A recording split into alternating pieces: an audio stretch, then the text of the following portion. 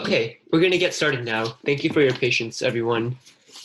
Um, First of all, I know that there's some new people here, but I'm not sure how many of you are new. So if you're new, could you raise your hand? There's a feature in Zoom that lets you raise your hand. Okay, wow, that's a lot of people.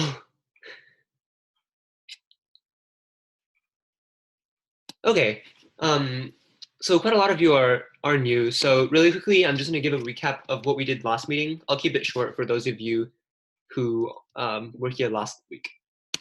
So really quickly, I'm just going to introduce myself again. My name is Justin. I'm a junior at Palo Alto High School, which is a public high school in Silicon Valley in California. I'm really excited to see all of you old people, people who were here last week, as well as everyone who's new.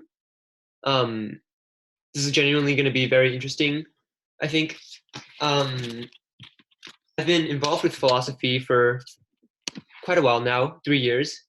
I've written multiple award-winning essays, and I'm also the captain of my schools.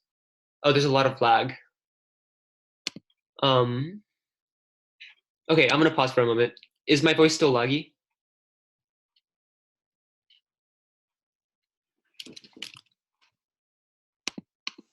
Is my voice clear now?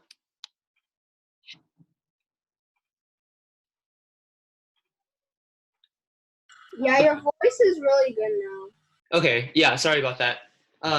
So essentially, my point was, nice to meet everyone. You guys can lower your hands now. Or is there a feature that lets me do that? Okay, I can lower all hands.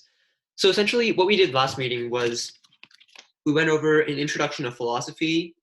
We went over what philosophy is, what categories there are in philosophy, why it's important, and what we're going to be doing for the next couple of weeks. So I don't want to repeat myself in the interest of time. So if any of you are interested in what we did last time, I have put the video into a YouTube playlist that I'll send in the WeChat group. I've sent it before, but for people who are new to the WeChat group, I'll send it again right after this meeting. So yeah, as I said last time, throughout the meeting, if ever I'm talking too fast, you have questions, you have comments, you have answers, or if I'm laggy, I guess, then please stop me and tell me, because I want to make sure that what I'm saying is understandable. So I'm going to share my screen now.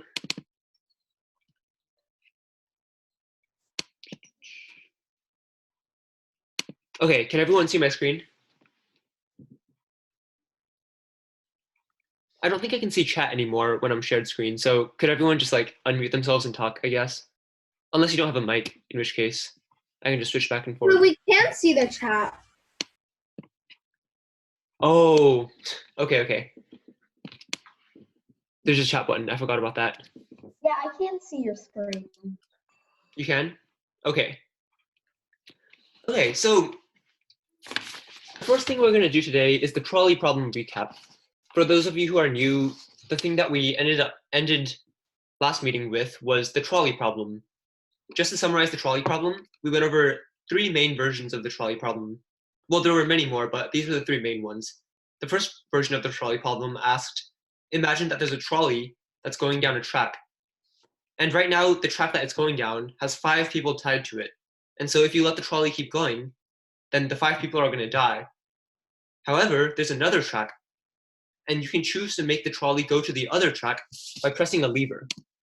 And if you press the lever, it'll go to the other track on which only one person is tied, so only one person will die.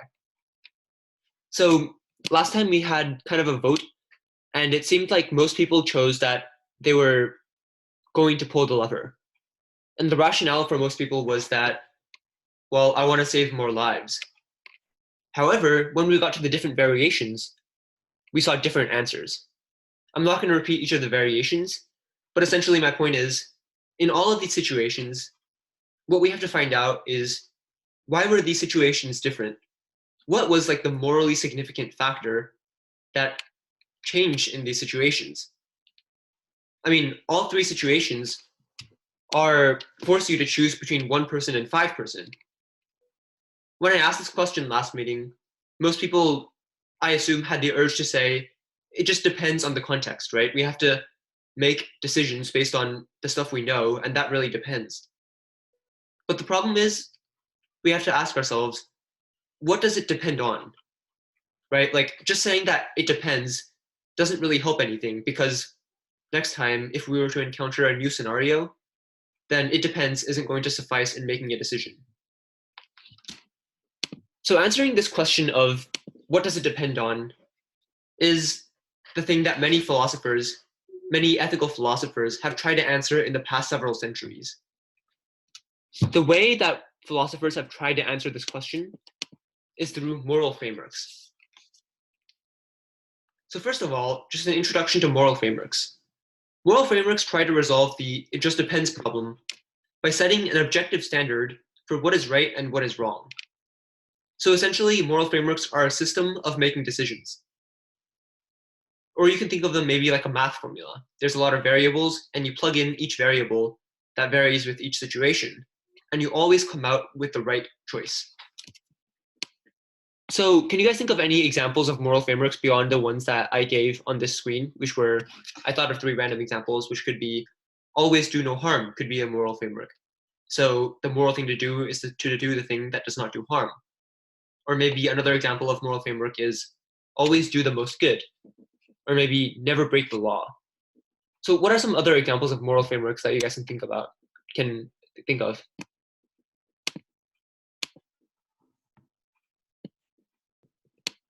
You can feel free to unmute yourself. Do not cheat, okay. Less emotional regret.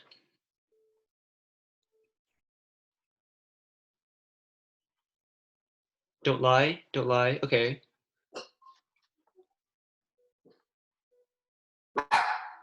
Be nice, okay. Well, that one's kind of hard, right? Because it's hard to tell what is be nice, but yeah. The needs of the many outweigh the needs of the few. Someone said, be yourself, don't kill anyone. Owen says, have the least amount of impact. Okay, well, these are all valid moral frameworks. When we're looking at moral frameworks, we look for 2 things. The first thing is obviously, does this moral framework help guide us towards making good decisions? For example, the moral framework, don't kill anybody, probably makes sense most of the time. It probably follows that first standard. However, the second standard is that this moral framework should be able to be applied to all scenarios. And it shouldn't have like contradictions, or it shouldn't have glaring flaws. Because the point of a framework is so that we can apply this framework or this formula to every single situation.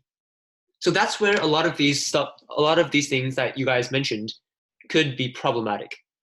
Just to give an example, someone said, don't lie. Well, what if lying was the only way to save someone? What if there's a murderer that comes to your house and asks, hey, I'm trying to kill your friend. Is your friend in your house? And let's say that your friend was actually hiding in your house. So would you lie? Following the moral code, don't lie, would mean that you can't lie. But that seems to be a really bad choice. We can see the That same. will happen in real life. If they wanted to kill a friend, they'll just kill you and then go kill your friend. Well, okay, maybe that was an extreme example. But what about what about Alvin's moral code? Don't kill anybody. The problem with that moral code is it's contradictory. What if both choices force you to kill somebody? So we can't have a moral code that says don't kill anybody. We could have a moral code that says always kill the least people. But there's also many problems with that moral code that we'll discuss later. But that also kind of depends on who the people are. Yeah, it does. I was just using that as an example. Obviously, these moral codes aren't as simple as these simple phrases. There's a lot more nuance to them that we'll go over today. So any questions on moral frameworks in general? Basically, moral frameworks aren't frameworks. It's like they don't work in all scenarios. Yeah. Well, one central question that we're talking about later is it even possible to have a moral framework? But right now we're not talking about that, so let's just assume that it is. Okay. The second thing is moral agents. So moral frameworks only act on moral agents, meaning that when we're evaluating people with moral frameworks, we can only evaluate moral agents with them. What a moral agent is a person with the ability to discern right from wrong and to be held accountable for his or her own actions. So what are some examples of moral agents? Like, are humans moral agents, do you guys think?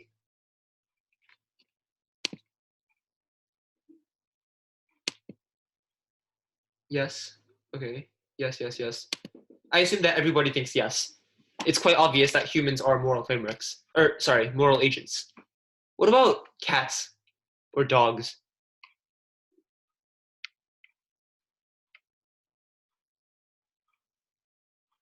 Still yes. Okay. Rowlett says we wouldn't know. Depends on the situation. Okay, Rowlett and Alvin, what would that depend on? Well, like for example, if like you have a lever and like somehow the cat is like super smart and half of is like if you twist the lever this way, you like save a person, but if you twist it the other way, you get a saucer of milk or I don't know, like a fish or whatever a cat eats. Mhm. And it's like, oh, the cat will most likely choose the food. Okay, well that's true. But we're not trying to see what they'll most likely think. We're trying to see what they should do. So let's say that a cat is choosing between one person and 5 people. And let's say it's not the trolley problem, it's just one person or 5 people. And the cat says, I'm going to kill more people because I like killing people. And so the cat kills the 5 people. The question is, could we hold the cat accountable for being immoral? Like, could we say, cat, you did something very immoral and we're going to punish you for that? Or do we have to assume? Technically, let's sue its owner. Hmm? You could sue its owner. Okay, well, let's not take into account that. This cat is just a random normal cat that's not genetically modified, as Frank asked. Well, Justin, I think I got a question about that because the cat thinking is always our thinking. You know, our think you're gonna kill the people. The cat won't think that. The cat maybe then that is our thinking on the cat. You know what I mean? Yeah. The cat doesn't have any thinking. Mhm. The cat thinking is our thinking. Okay. Yeah, Understand that. I see your point. So, yeah, I see your comment, Jane. You said cats have different moral and ethical rules than us, so it is different. Okay. So it seems like cats is more of a divisive one. So what about artificial intelligence?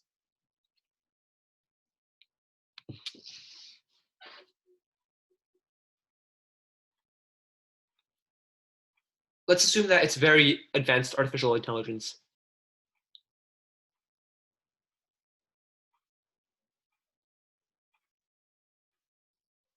Okay, House says it depends. What do you think that depends on? How advanced they are?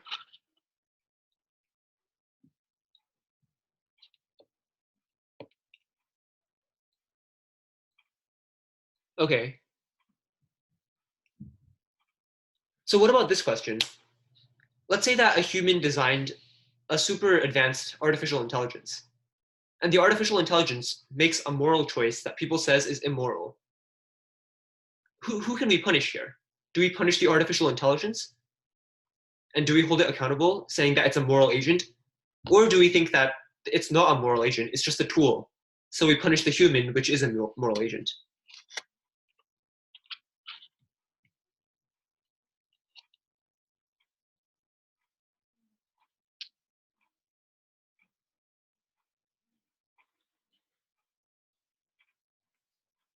Okay, how says punish the human?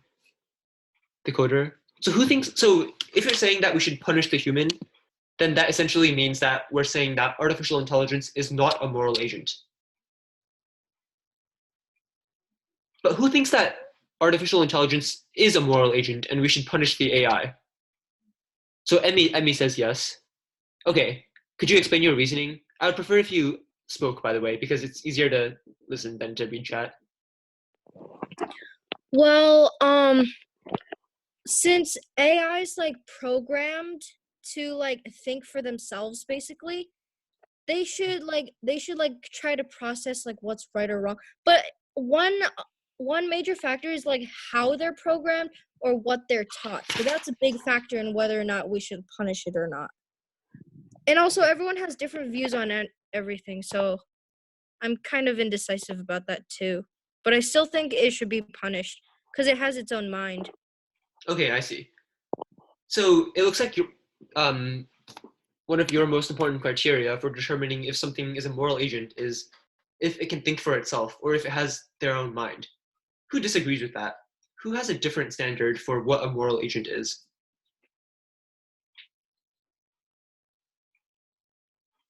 If anyone. Someone who can learn from what they did. Okay, so you think something that can learn, I see. House's consciousness, okay, that's a pretty popular standard actually. But how you know the others can learn from some knowledge? You can know what I've learned. You know what I mean? Well, I think you're saying the capability to learn. No, just we all have different from each other, right? Mm-hmm. So you can absolutely know what I'm thinking about, what I'm doing, what I have done. You can know that. You only can know is yourself, and others can know you, and you can't know others. Well, we're not discussing exactly what they're learning or what their consciousness is perceiving. We're just discussing if they have the capability to learn or if they have a consciousness that can differentiate right from wrong.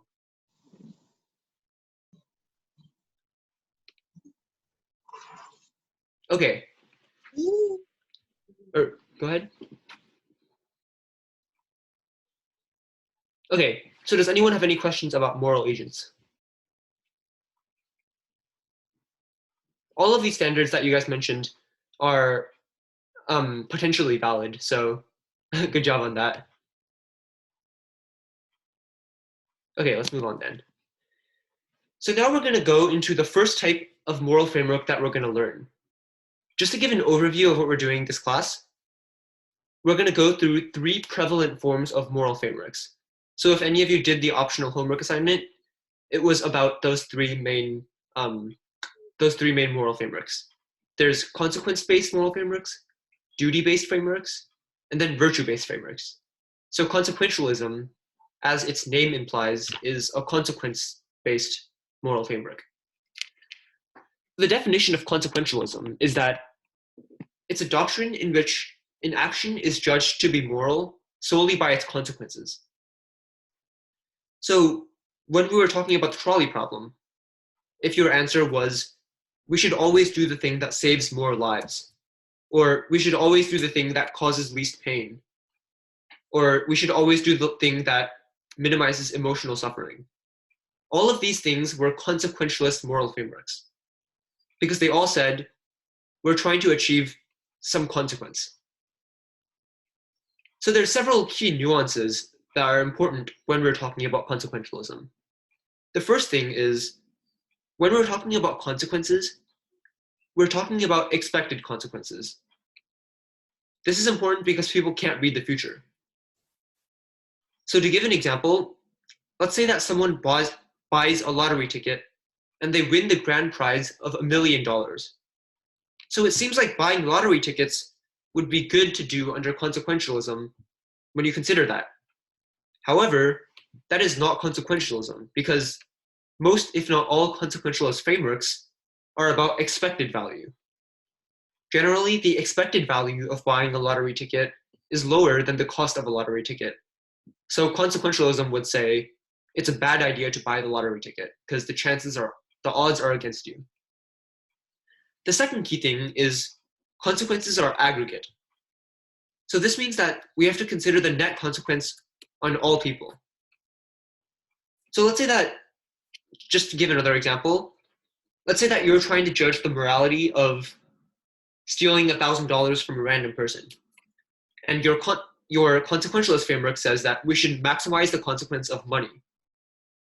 So it seems like it would be a good thing to do. However, once again, that's immoral because the net benefit is probably negative. Because maybe you're trying to say that maybe you stealing $1,000 causes more damage to the person you steal